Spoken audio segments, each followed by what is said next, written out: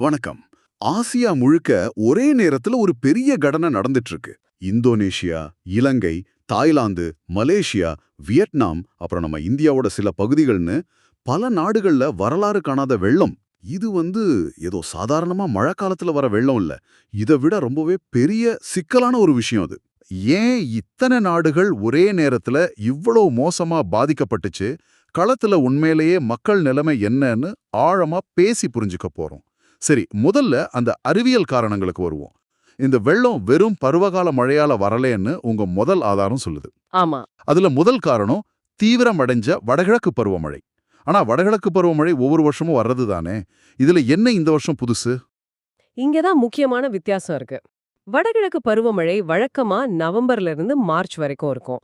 இந்த வருஷம் அதோட தீவிரம் அது பல மடங்கு அதிகம். காத்தோட வேகம், கடல்ல இருந்து அது இழுத்துட்டு வர்ற ஈரப்பதம், மழை பெய்யற கால அளவுன்னு எல்லாமே மிக அதிகம். இதுதான் தெற்கு மற்றும் தென்கிழக்கு ஆசியா முழுக்க கடற்கரையோர நாடுகளை தாக்கிய இந்த பேரழிவுக்கான அடித்தளம். இங்கதான் விஷயம் ரொம்பவே தீவிரமாகுது.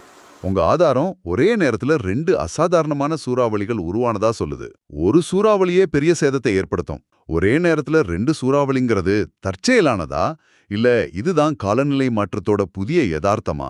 இது ஒரு சங்கிலி தொடர் பேரழிவோட அடுத்தடுத்த கண்ணிகள் மாதிரி. சரி. முதலாவது டிட்வா சூறாவளி. இது இலங்கைய நேரடியா தாக்குச்சு. அதோட பெரிய பிரச்சனையே அது ரொம்ப ரொம்ப மெதுவா நகர்ந்ததுதான். ஒரு இடத்துல மணிக்கணக்கா நிக்கிற மாதிரியா? ஆமா. அதனால சில இடங்கள்ல வெறும் 2-3 நாள்ல 1/2 மீட்டர் அளவுக்கு மழை கொட்டி தீர்த்துருச்சு. சில நாள்ல 1/2 மீட்டர் மழையா? நினைச்சு பார்க்கவே முடியல. ஆமா. இந்த ஒரு நிகழ்வால மட்டுமே இலங்கையில 350க்கும் மேற்பட்டவங்க இறந்ததா உங்க ஆதாரம் குறிப்பிடுது. அந்த இடைவிடாத மழைதான் இலங்கையில அவ்வளவு பெரிய உயிரிழப்புக்கு முக்கிய காரணம். அடுத்தது 2வது சூறாவளி. அதுதான் சென்யார். ஆமா. இது இன்னும் அரிதான ஒரு நிகழ்வு. இந்த சென்யார் சூறாவளி தான் சுமத்ரா, மலேசியா, தெற்கு தாய்லாந்து பகுதிகளில் மிக கடுமையான மழையை கொட்டி குறிப்பா இந்தோனேஷியா பேரழிவுக்கு ஒரு முக்கிய காரணமா அமைஞ்சுது. அப்போ தீவிரமான பருவமழை, அதோட சேர்ந்த 2 அரிதான சூறாவளிகள், இதுவே போதும். ஆனா பட்டியல் இன்னும் முடியல. வியட்நாம்ல கோட்டோ புயலோட மிச்சங்கள் சேர்ந்ததா ஆதாரம் சொல்லுது. அது என்ன? அதுதான் நிலைமையை இன்னும் மோசமாக்குனது. ஏற்கனவே வியட்நாம்ல தீவிர பருவமழையால வெள்ளம் போயிட்டு இருந்துச்சு. அந்த நேரத்துல போன வாரம் உருவான கோட்டோ சூறாவளி கரை கடந்த பிறகு அதோட மிச்ச மேகங்கள், அதாவது எக்ஸ் டைஃபூன், வியட்நாம் கடற்கரையை நோக்கி நகர்ந்து வந்திருக்கு. ஏற்கனவே பெஞ்சிட்டு இருக்க மழையோட இந்த கூடுதல் ஈரப்பதமும் சேரும்போது அது சாதாரண வெள்ளத்தை ஒரு பேரழிவா மாத்திடுச்சு. சரி, அடுத்த காரணம் மண் சம்பந்தப்பட்டது. பல நாள் தொடர்ச்சியா மழை பெய்ததால மண்ணால தண்ணிய தாங்க முடியலன்னு ஆதாரம் சொல்லுது. இத கொஞ்சம் எளிமையா விளக்க முடியுமா? இந்த பகுதிகள்ல நிறைய மலைகள், காடுகள், ஆறுகள் இருக்கு. மலையே ஒரு பெரிய ஸ்பாஞ்ச் மாதிரி. பல நாட்கள் விடாம மழை பெய்ததால அந்த ஸ்பாஞ்ச் முழுசா நனைஞ்சிடுச்சு. அதுக்கு மேல ஒரு சொட்டு தண்ணிய கூட அதால உறிஞ்ச முடியல. விளைவு, தண்ணி வெளியே வழிய ஆரம்பிக்குது. ஸ்பாஞ்சோட சில பகுதிகள், அதாவது மண், அப்படியே சரிஞ்சு விழுகுது. இதுதான் பெரிய அளவிலான நிலச்சரிவுகளா மாறுச்சு. அந்த நிலச்சரிவுகள் ஆறுகளோட பாதைய மறிச்சதால தண்ணீர் வழக்கமான வழியில போகாம ஊருக்குள்ள புகுந்துருச்சு. ரொம்ப சரியான உதாரணம். அப்போ இது வெறும் வானிலை நிகழ்வு மட்டும் இல்ல, அந்த பகுதியோட புவியியலும் சேர்ந்துதான் இந்த பாதிப்பு அதிகமாக்கி இருக்கு. இப்போ கடைசி மற்றும் மிக முக்கியமான காரணத்துக்கு வருவோம். காலநிலை மாற்றம். சூறாவளிகளின் எண்ணிக்கை அதிகரிக்காது, ஆனால் உருவாகும் சூறாவளிகள் மிகவும் வலிமையானவையாக மாறும். இதுதான் இந்த பேரழிவோட ஆணிவேர். இதோட அர்த்தம் எதிர்காலத்துல புயல்களோட எண்ணிக்கை அதிகமாக போறதில்ல. ஆனா உருவாகிற ஒவ்வொரு புயலும் நாம இதுக்கு முன்னாடி பார்த்த புயல்களை விட அதிக சக்தியோட, அதிக ஆக்ரோஷத்தோட இருக்கும். அதாவது ரொம்ப குறைஞ்ச நேரத்துல மிக அதிக மழையை கொட்டும், வெள்ளத்தோட அளவு பல மடங்கு அதிகமா இருக்கும், காத்தோட வேகம் பயங்கரமா இருக்கும்.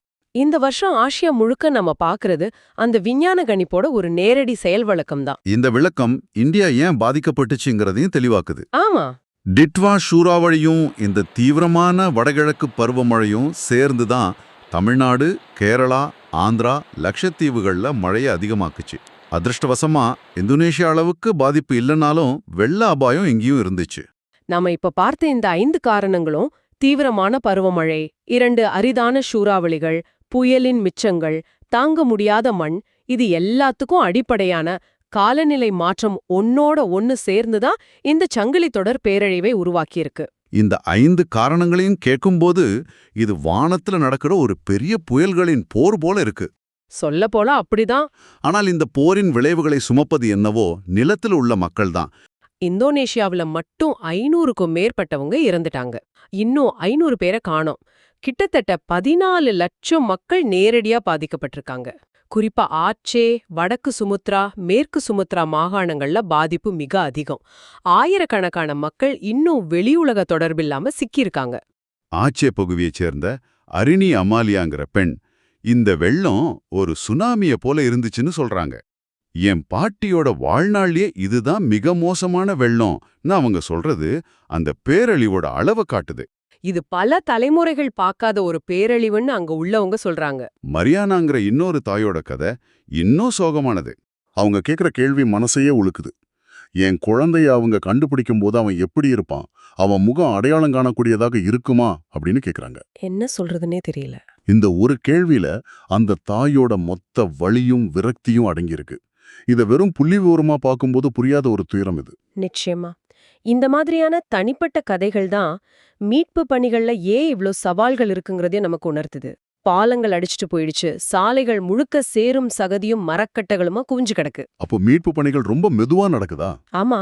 அதனால பெரிய வாகனங்கள் போக முடியாத இடங்களுக்கு மீட்பு குழுவினர் நடந்தும் பைக்குகள்லயும் தான் போக முயற்சி பண்றாங்க. உணவு பற்றாக்குறை எந்த அளவுக்கு தீவிரமா இருக்குங்கிறதுக்கு மாய்சாந்திங்கிற பெண் சொல்ற வார்த்தைகளே சாட்சி. வடக்கு சுமத்ரால இருக்கிற அவங்க எல்லாமே போயிடுச்சு, இன்ஸ்டன்ட் நூடுல்ஸுக்காக கூட இப்போ சண்டை நடக்குது, எங்களுக்கு சாப்பாடு வேணும்னு சொல்றாங்க.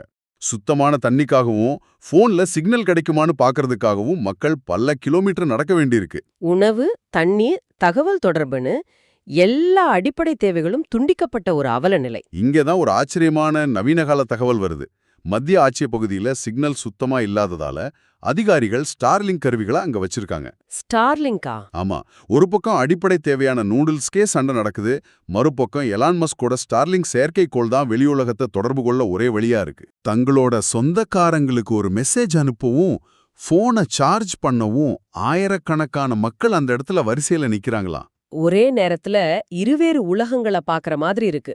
அதுதான் இது ரொம்ப முக்கியமான ஒரு புள்ளி.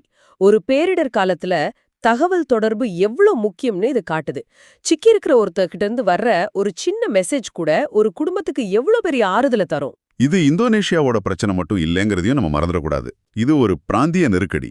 தெற்கு மற்றும் தென்கிழக்கு ஆசியா முழுக்க கடந்த ஒரு வாரத்துல மட்டும் வெள்ளம் மற்றும் நிலச்சரிவுகளால 1100க்கும் மேற்பட்டவங்க இறந்திருக்காங்க. இதுல இலங்கையில 355 பேர், தாய்லாந்துல 176 பேர்னு அடங்குவாங்க. நாம இப்போ பேசுற இந்த இந்தோனேஷியாவின் கதை இந்த பரந்த துயரத்தோட ஒரு பகுதிதான்.